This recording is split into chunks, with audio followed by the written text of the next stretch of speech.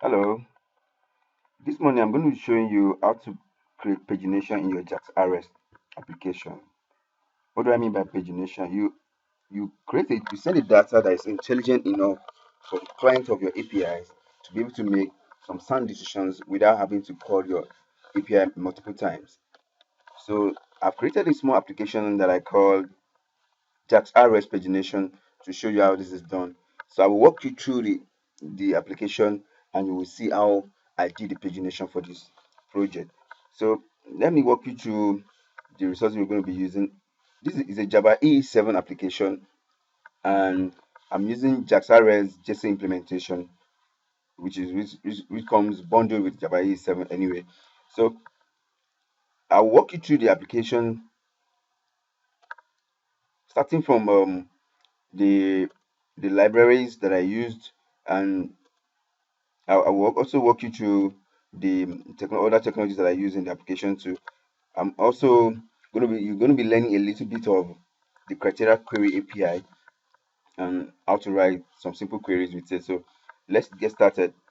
Now let me walk you through the library. I have parentheses library here, parentheses 5.0, which is you'll be surprised that why do I need to have parentheses 5.0 here or any parentheses at all? It's because there's a library, JSON library in parentheses, in this parentheses that I love so much. That let me show you the library.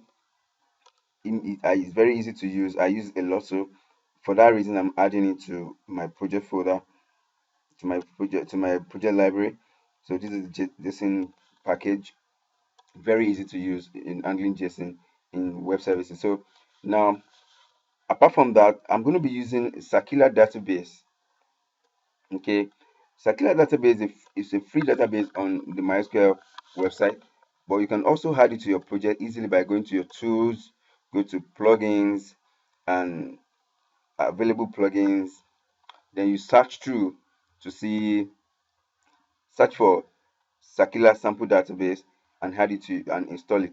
I've already installed it, so I won't find it here anymore. So just go to your tools, like tools, from tools, your plugins, and you search for under the available plugin, search for Sakila sample database and add it to and install it to your IDE.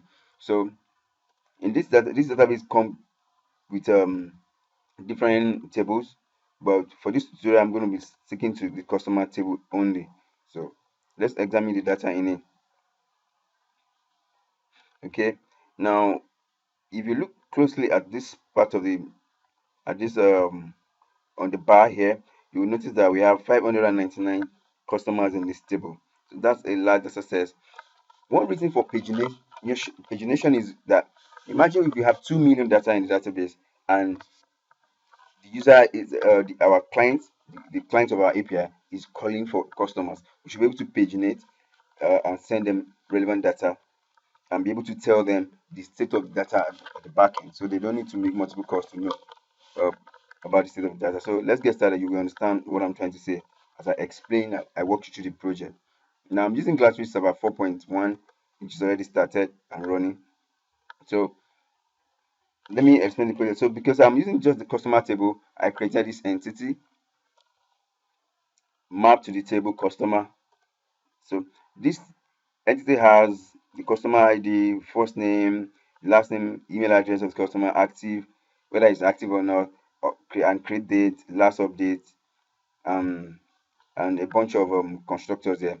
So now after this, I created a data access object for this customer. Let's look at the data access object, which is I call it customer DAO. It's a stateless JB, and I'm injecting the entity manager here using this persistent unit. We'll walk through the persistent.xml in a little while. So now I have this method here called get customers that returns a list of customers to me based on this parameter setting, which is starting from page size and order, or you can call this one starting position, page size and order, or call it whatever you like to call it. So this is where I have the criteria query API used in this project. I have the criteria builder gotten from the entity manager. Then I created the query from the criteria builder. Then the root, which is a representation of the customer class.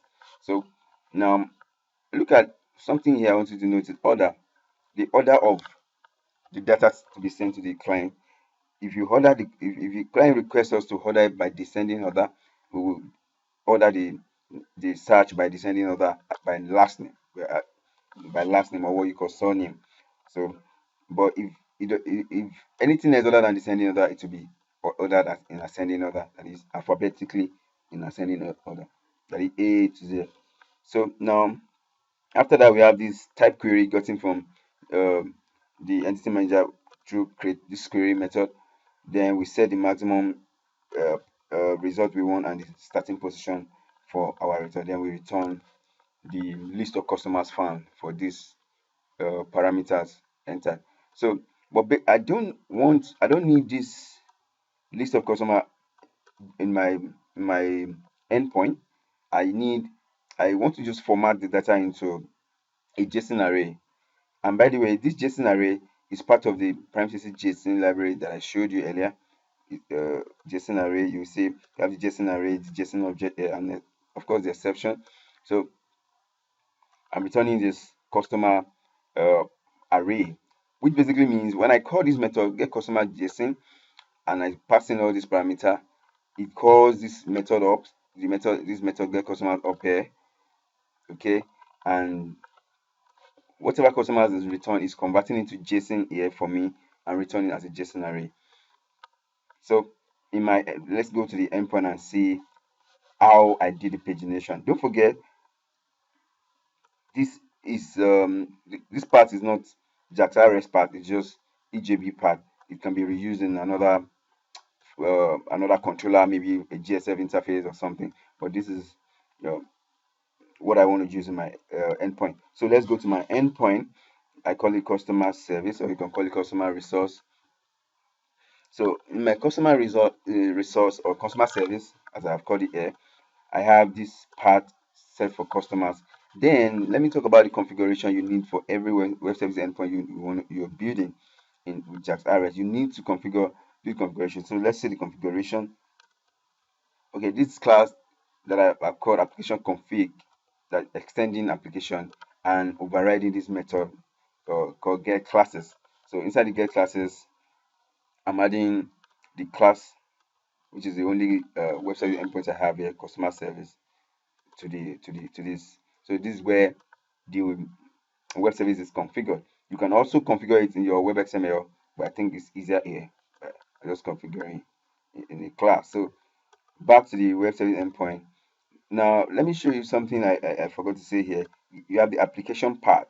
You have the application part to be API.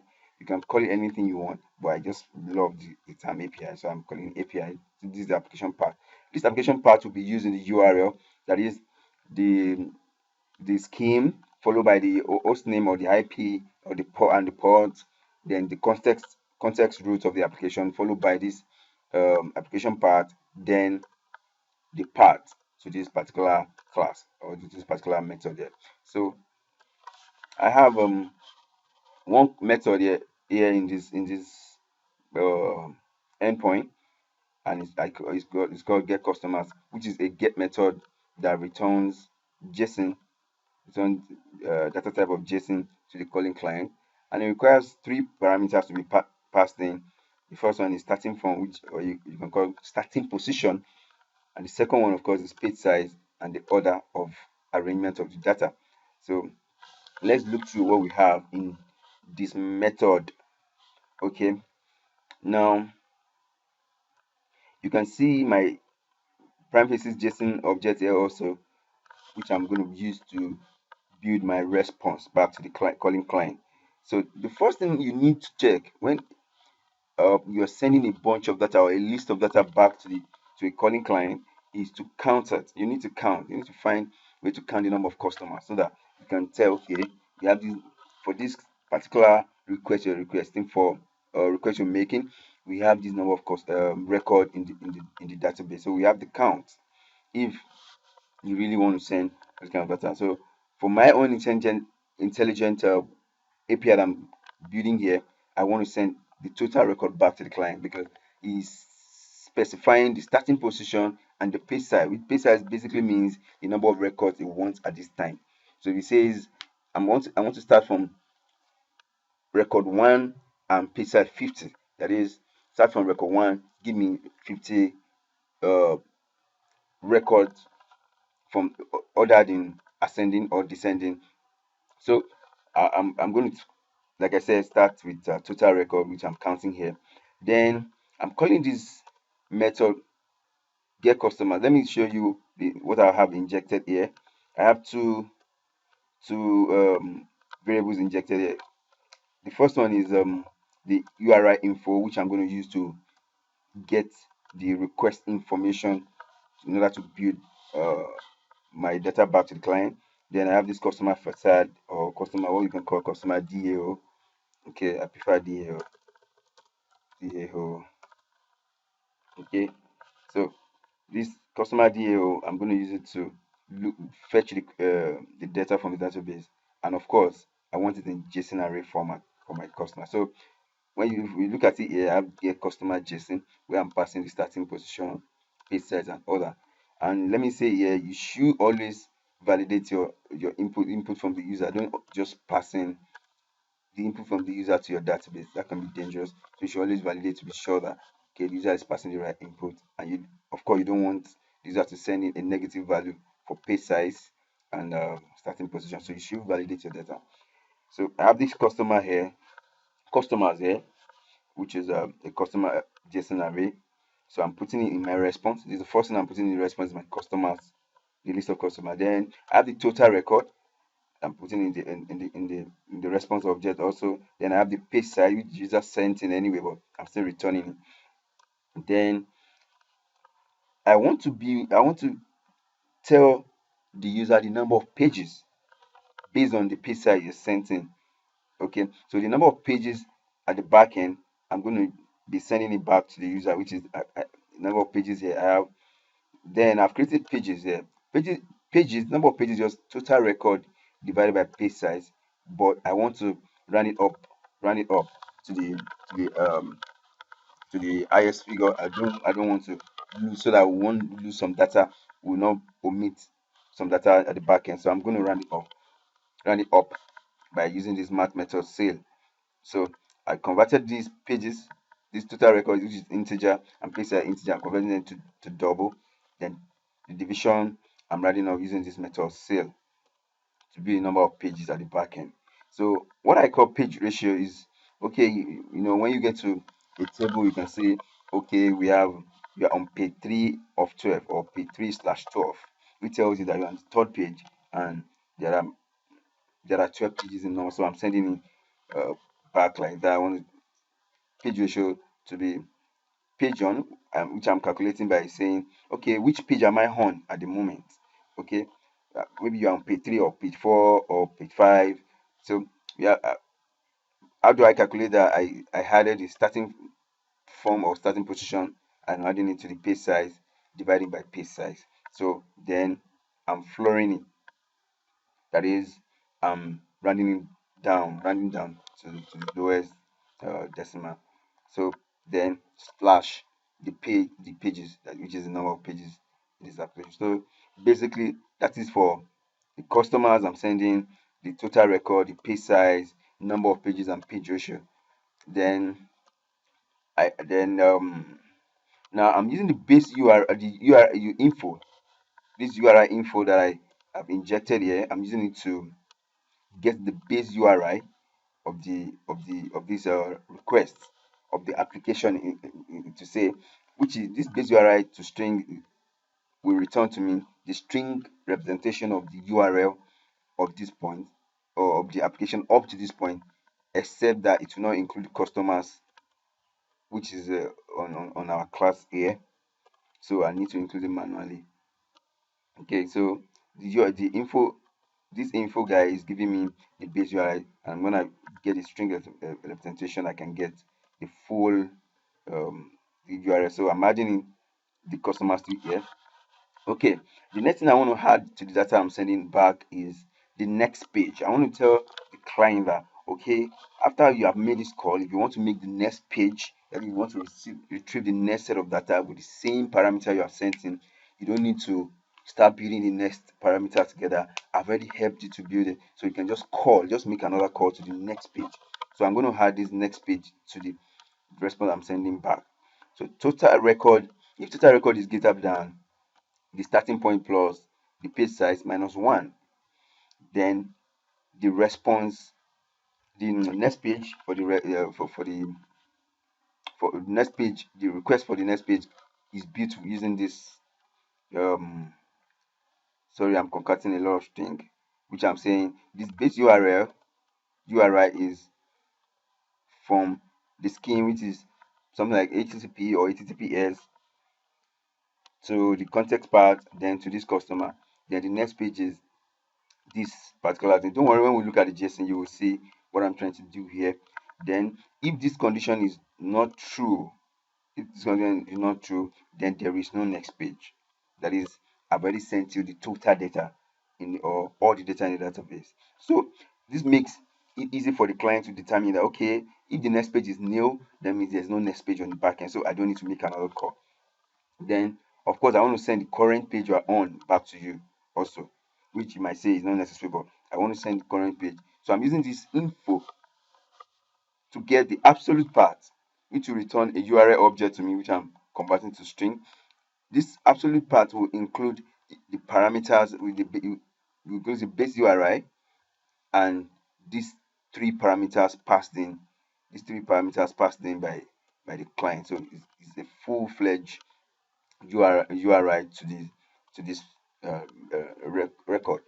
So now, I'm adding the current page also. Then I want to build the next page, the previous page rather. We've already built the next page. So I want to talk about the previous page. That is, oh, I made this request now. I want to go back. I want to call the last record I called with the same parameter I passed in.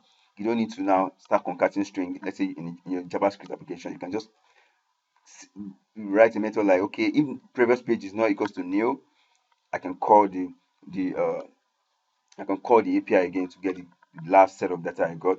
And if it's nil, I don't need to make any call to backend. So imagine if we have just 20 record in the database, and you request for the 20. So that means the previous page and the next page will be nil.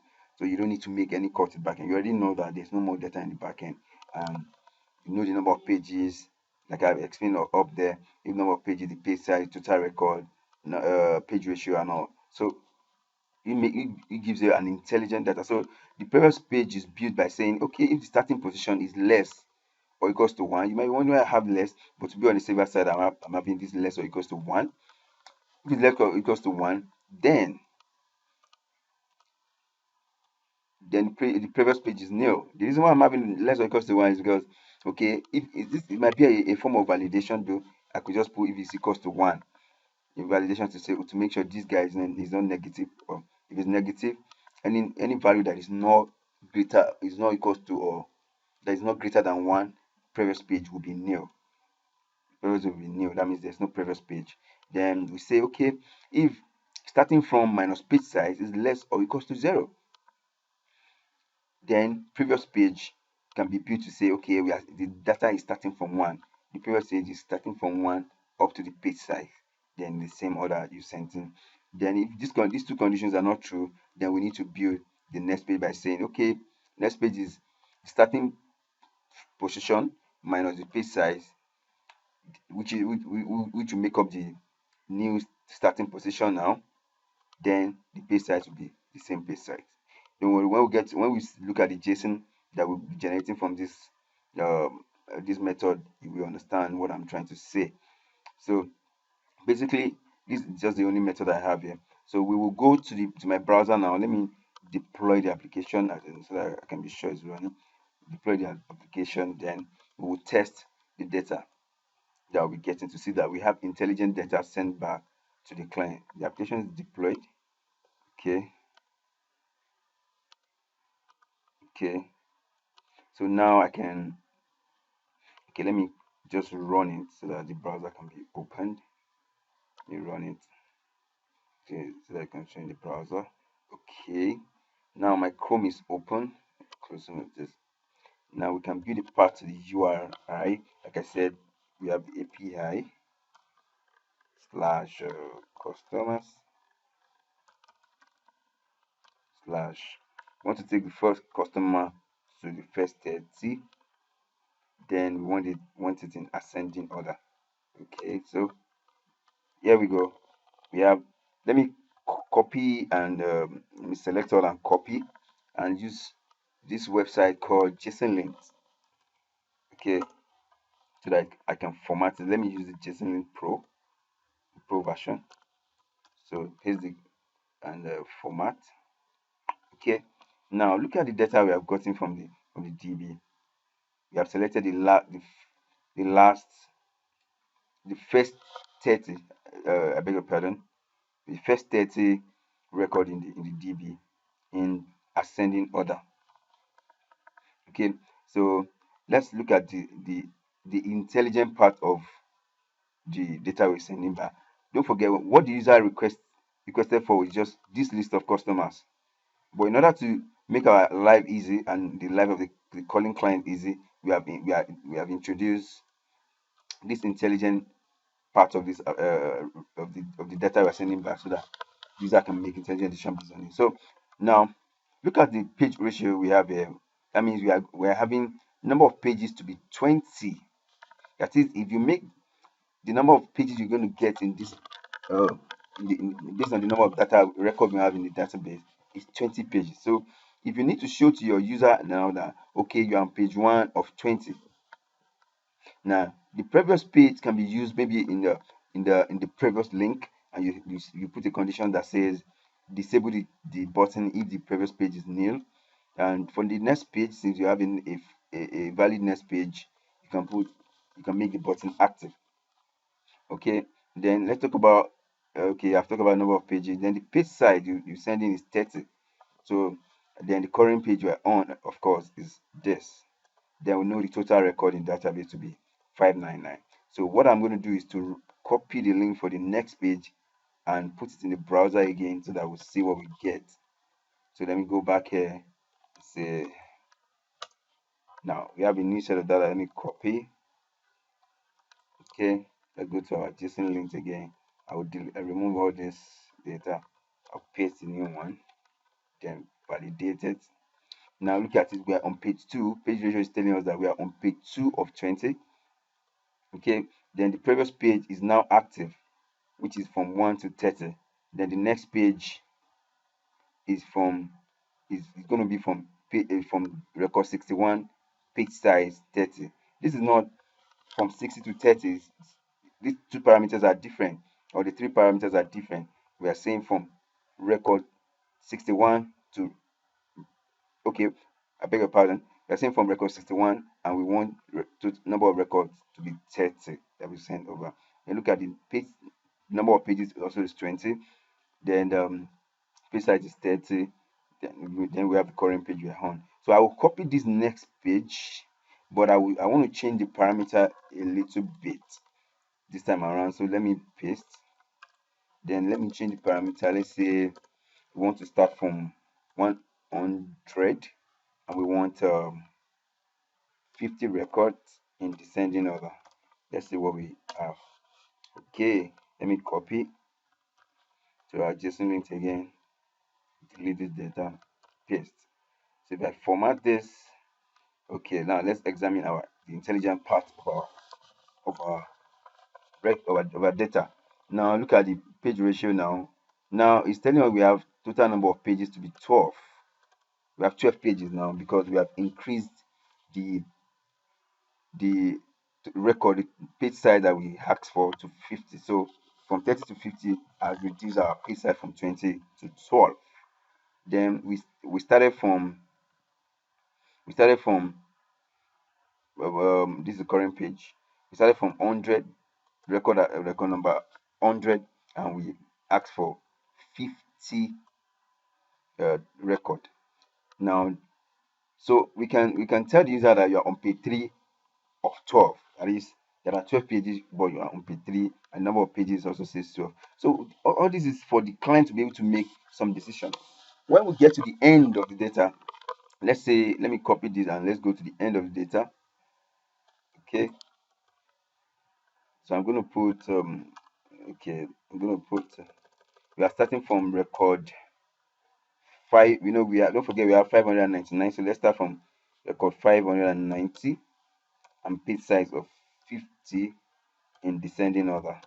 Okay, you can see we asked for 50 record, but because we don't have in up to 50 record in that, so let's copy this and go and examine now JSON length.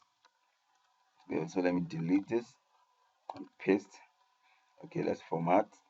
Then look at it now. We have just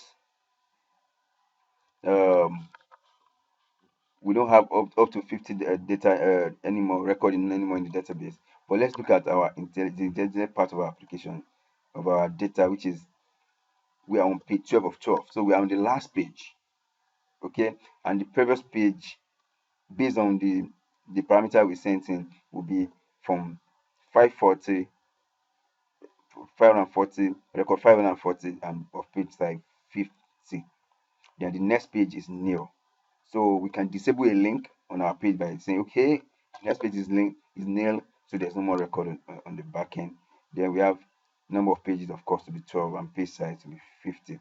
Then we know the current page we are on, which is from we are on record 590 and page size of 50, and total records is 599. Okay, well, with this, I think I've come to the end of this tutorial. I just want to show you that when you have intelligent data sent back to the client, you can make the life of the client easy, and it can reduce the number of calls your client will make to the backend, because they can actually make intelligent decision based on this. They say, okay, there's no more data on the backend, or there's still data on the backend, and can still make more calls and all that. So this is the way I usually like to write my web service endpoint. But this intelligent part of the data is not exhaustive. You can still add as many things as you want. You can add the total record on page or something, which tells the user that, okay, maybe on this last page now, I'm just sending you back 12 on as many uh, intelligent information you might want to send back to the client. So, but the thing is, you should send as much information that will make the client make a very good judgment about the data, and to reduce the number, especially to reduce the number of calls back to the backend, to give a very good user experience, because the client can make sound judgment. So now with that, I think we've come to the end of the tutorial. I will put the tutorial is already on GitHub, so you can download it. I'll put the URL in the description below the video. Thank you very much. In the next tutorial, maybe I will build a client, and I can build a client that will consume this web endpoint, and maybe an Angular JS client that will consume this endpoint and be able to display it, so that we can see how I'm going to use some of this intelligent um, part of the data I'm sending over. Then our series of Java E7 Rookie to Rockstar will continue as well. Thank you very much for watching this video. Please subscribe so that you can get email from Google anytime I post a new video online. So write comments so that I can know what you feel about these videos I'm making. Thank you very much for watching. Bye.